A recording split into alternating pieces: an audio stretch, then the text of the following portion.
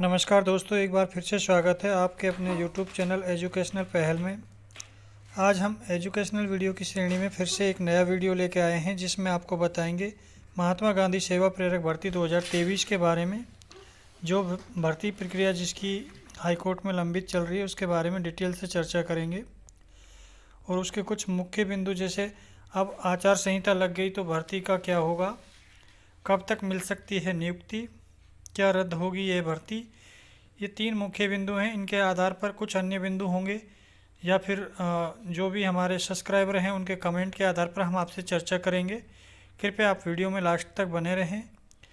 और अगर आप इस YouTube चैनल पर नए हैं तो सबसे पहले इस YouTube चैनल को सब्सक्राइब कर लें, जिससे कि ऐसी एजुकेशनल जानकारी आपको समय पर मिल सके। और फर्स्ट बिंदु पर चर्चा कर लेते हैं। अब आचार संहिता लग गई तो भर्ती का क्या होगा।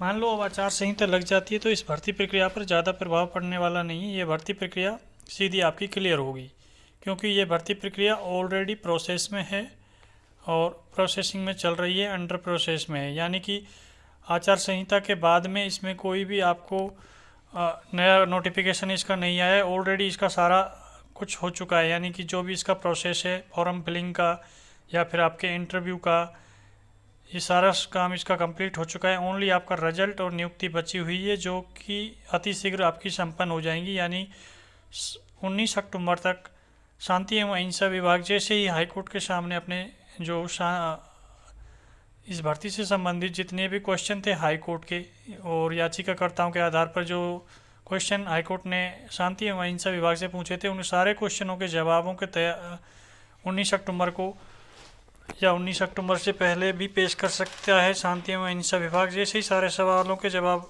इस विभाग के सवालों के जवाब हाई कोर्ट को प्राप्त हो जाते हैं तो हाई कोर्ट इस भर्ती प्रक्रिया को पुनः स्टार्ट करने की अनुमति दे देगा।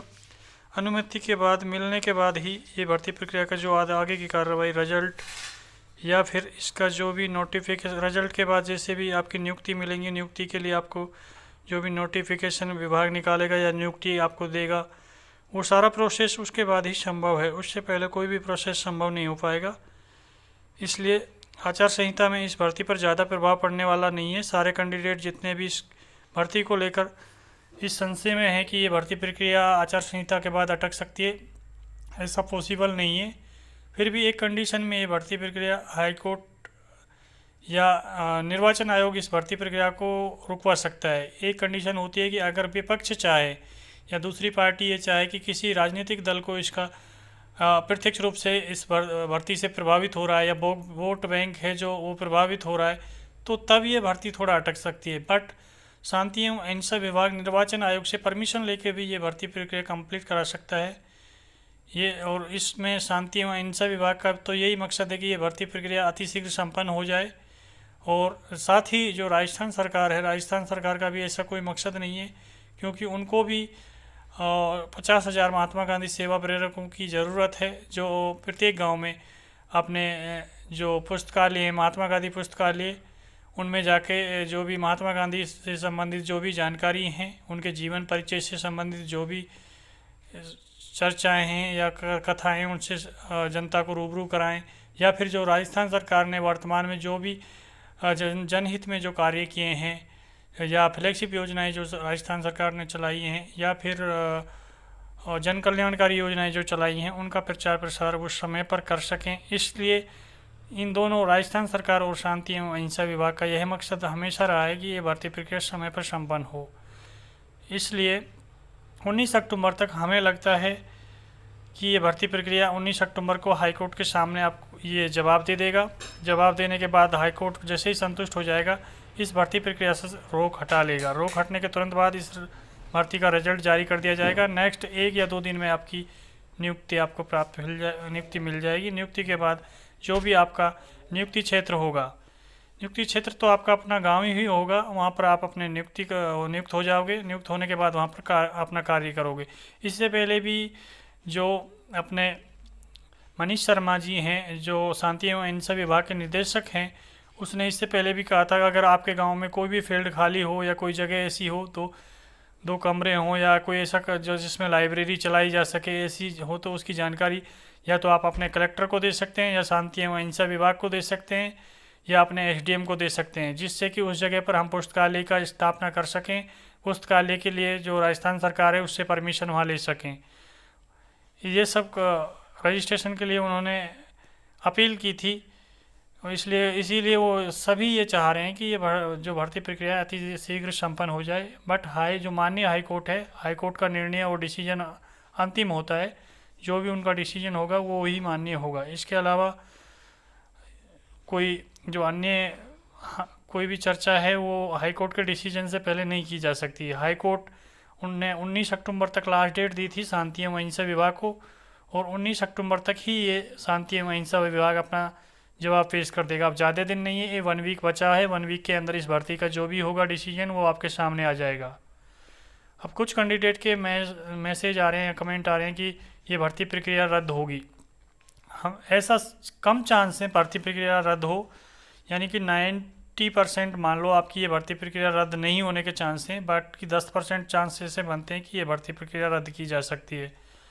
लेकिन 90% आपके चांस हैं कि भर्ती प्रक्रिया शीघ्र संपन्न हो जाएगी।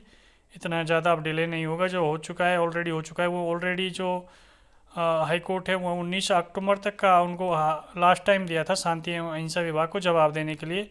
तो 19 अक्टूबर से पहले किसी भी कंडीशन में जो भी जवाब होगा या नहीं होगा, उनको हाई कोर्ट के सामने रखना ज़रूरी होगा। ये बाध्यता होगी कि शांति अहिंसा विभाग को अपना जवाब पेश करना पड़ेगा हाई कोर्ट के सामने 19 अक्टूबर तक किसी भी कंडीशन में। इससे आगे डेट बढ़ने के चांस नहीं है। इसलिए भर्ती प्रक्रिया अति शीघ्र संपन्न हो जाएगी। और आपका इलेक्शन भी नज़दीक है। इलेक्शन से लग रहा है कि इलेक्शन से पहले आपको नियुक्ति मिल जाएगी। नियुक्ति में के बाद आपने फील्ड में या कार्य क्षेत्र में आप अच्छे से कार्य कर पाओगे। फिर भी कैंडिडेट हमें कमेंट करते हो कि सर बार बार एक ही जानकारी देते हो। एक ही जानकारी नहीं होती, एक जानकारी से जुड़ी हुई दूसरी जानकारी होती है। इसलिए पिछली जानकारी कुछ बतानी पड़ती है, उसके बेस पे ही अगली जानकारी होती है। अगर आप पेशेंस रख के आप थोड़ा जानकारी को सुनो, अगर आपको नहीं अच्छा लग रहा है या आपको ऑलरेडी पता है तो आप स्किप कर सकते हो। बाकी कैंडिडेट तो अपनी जानकारी देख सकते हैं। ऐसा थोड़ी है कि आपसे ज़बरदस्ती आपसे बोला जा रहा है कि आप देखो। भाई सभी तरह के कैंडिडेट होते हैं। कुछ कैंडिडेट ऐसे भी होते हैं उनके पास हमसे भी ज़्यादा जानकारी हो। कुछ ऐसे होते हैं जिनके पास नॉर्मल जानकारी हो। कुछ ऐसे भी कैंडिडेट हैं जिसके पास बिल्कुल जानकारी नहीं है। इसलिए पेशेंस रखा करो। अगर आपको उचित जानकारी लगे तो आप वीडियो देखा करो, उसके बाद अगर आप नहीं लगती है तो स्किप भी कर सकते हो। हाँ, बट हमारा मकसद ऐसा नहीं होता है कि हम किसी के टाइम को ख़राब करें, वो करें, ऐसा कुछ भी नहीं होता है। जो भी हमारे पास छोटी मोटी जानकारी आती है या कोई भी जानकारी आती है उसको हमारा कर्तव्य बनता है कि हम आपके सामने रखें, आपको उससे रूबरू कराएं। इसलिए हम आपको ये वीडियो लेके आते हैं। हमारा मकसद वैसा कुछ भी नहीं है।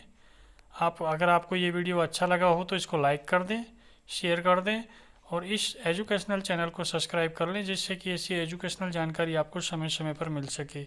धन्यवाद।